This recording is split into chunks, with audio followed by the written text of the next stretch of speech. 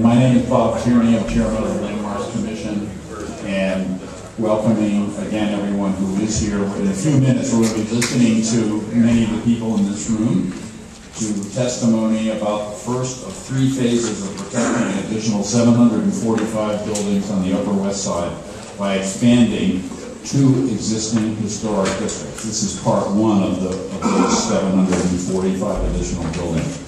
The genesis of this project, very briefly, is that a comprehensive proposal in March of 2009 came to us from the West End Preservation Society with a proposal to designate hundreds of the tall apartment buildings along the West End, from 70th to 109th. And then as we evaluated that proposal and drawing on our own work and other sources and other community assistance, and we determined, based on our own survey and our own review, that dozens of buildings along the streets off of West End were important, significant, and certainly merited this kind of treatment and this kind of consideration that we're having today.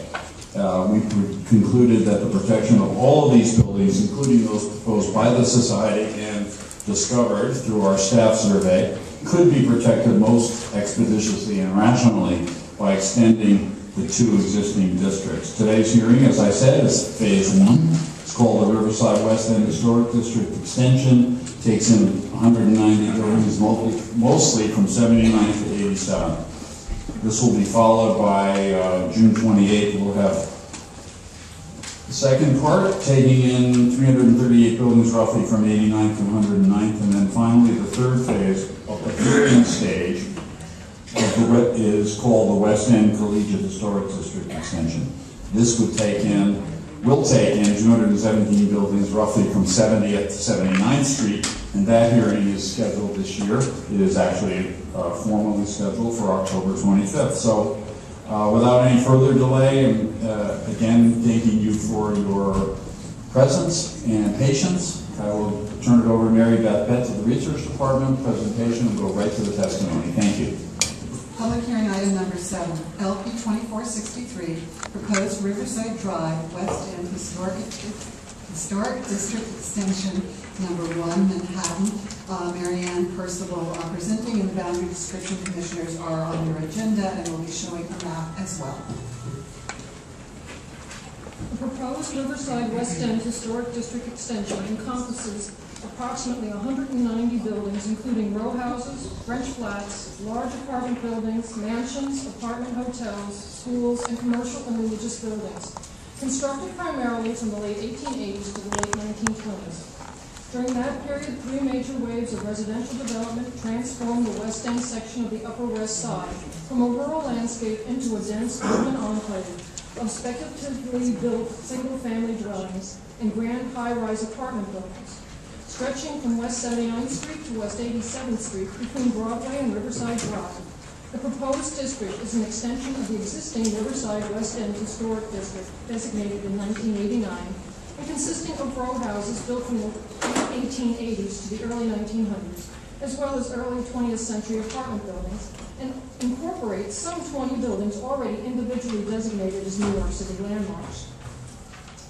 As development moved westward from Central Park after the opening of the 9th, now Columbus Avenue, elevated rail line in 1879, speculative real estate interest raced to develop land in the West End, already valuable for its proximity to Riverside Park and Drive. The first wave of residential development, lasting from the late 1880s to the turn of the century, is characterized by 3- and 4-story row houses with raised basements, designed in picturesque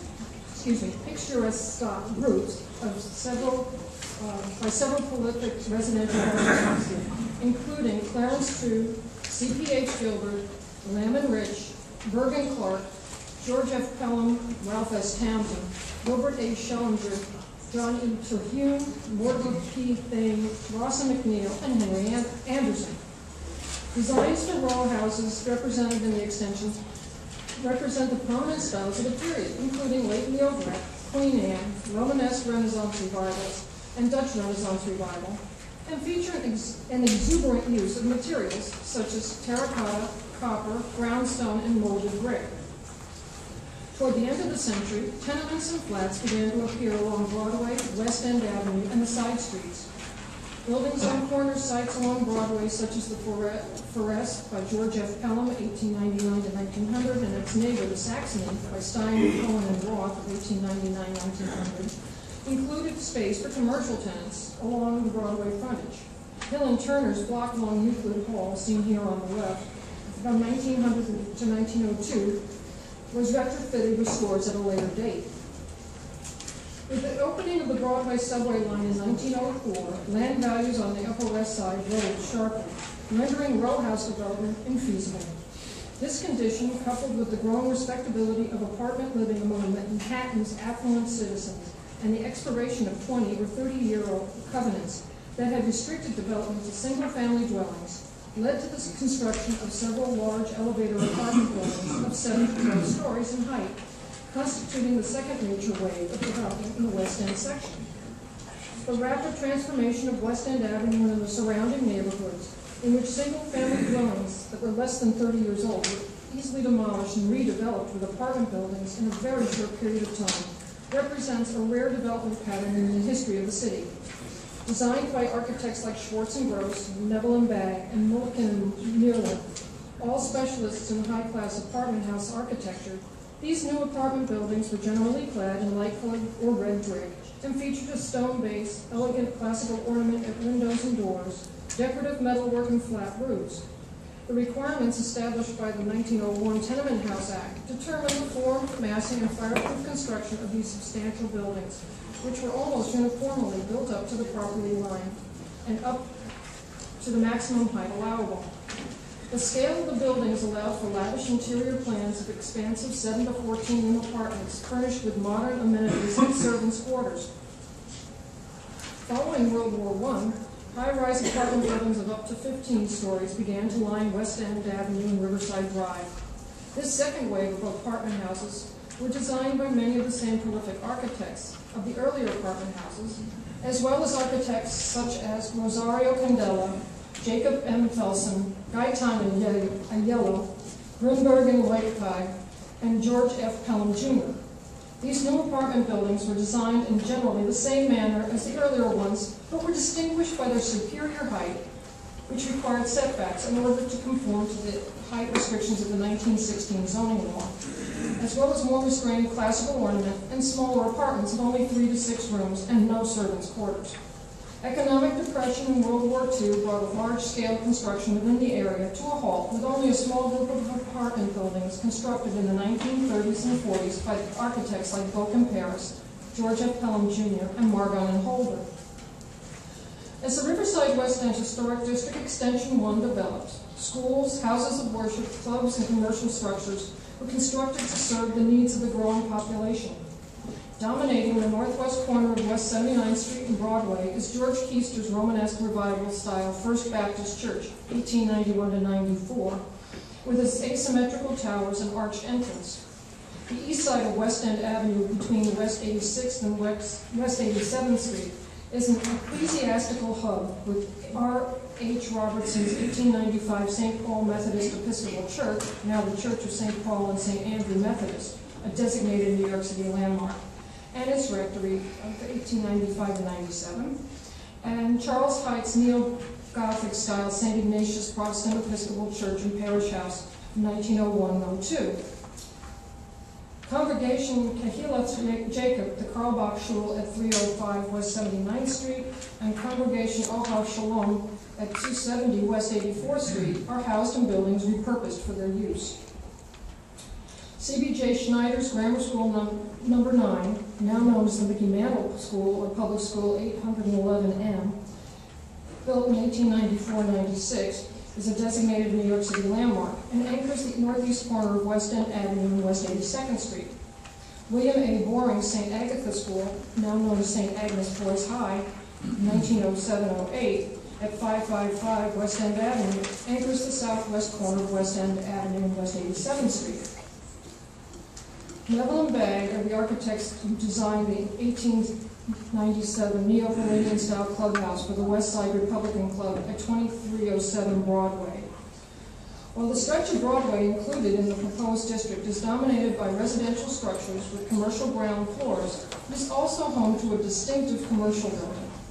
At the southwest corner of Broadway and West 84th Street is the four-story Art Deco-style Broadway fashion building, 1930-31, designed by the firm of Sugarman and Berger for retail tenants. The building with its rounded corner was designed to provide maximum light with nearly continuous bays of windows separated by narrow piers of glazed and unglazed terracotta and decorative metal spandrels.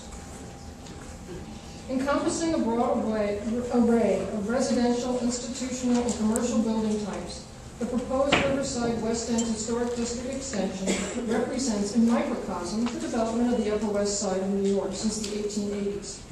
The buildings, designed by some of the city's most prominent architects and executed in the dominant styles of their era, form a distinct section of the city that complements the previously designated Riverside West End and Riverside Drive West 80th to 81st Street historic districts, which adjoin it to the north and west. Commissioners, in the course of the staff's determination of the boundaries of the proposed district, several buildings along Broadway were excluded from the district. Buildings along Broadway were included within the boundaries of the proposed district if they were architecturally significant and or similar in style and typology to the buildings on West End Avenue and the side streets. Since you may hear testimony today that will refer to the excluded buildings, the following slides are shown as a review of Broadway from West 79th to West 87th Streets.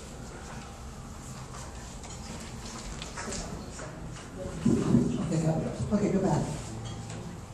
Okay, so you come on Broadway between West 79th and West 80th Street, the First Baptist Church by George Keister, which was included in the boundaries, and the building at the corner of West 80th Street, which was excluded from the boundaries. And then you have Broadway between West 80th and West 81st Street that was not included in the historic district because the buildings did not conform to the type and style, and because we also felt that they did not have significant architectural significance. Next. You have the block between 81st and 82nd, which is included in the proposed boundaries. You have the block between 82nd and 83rd, which was excluded from the boundaries. Okay, and then you have the block between 83rd and 84th, which was included in the boundaries. The block between 84th and 85th, which was also included within the boundaries. The block between 85th and 86th, which was included within the boundaries. And the block between 86th and 87th, which was excluded from the boundaries. Okay. Does that conclude? Appreciate it, and that I think we just wanted to highlight Broadway because it has come up, and I wanted to demonstrate that those determinations for the purpose of calendaring and having this hearing are anything but arbitrary. They are quite thoughtful and pursuant to the principles that have just been enunciated.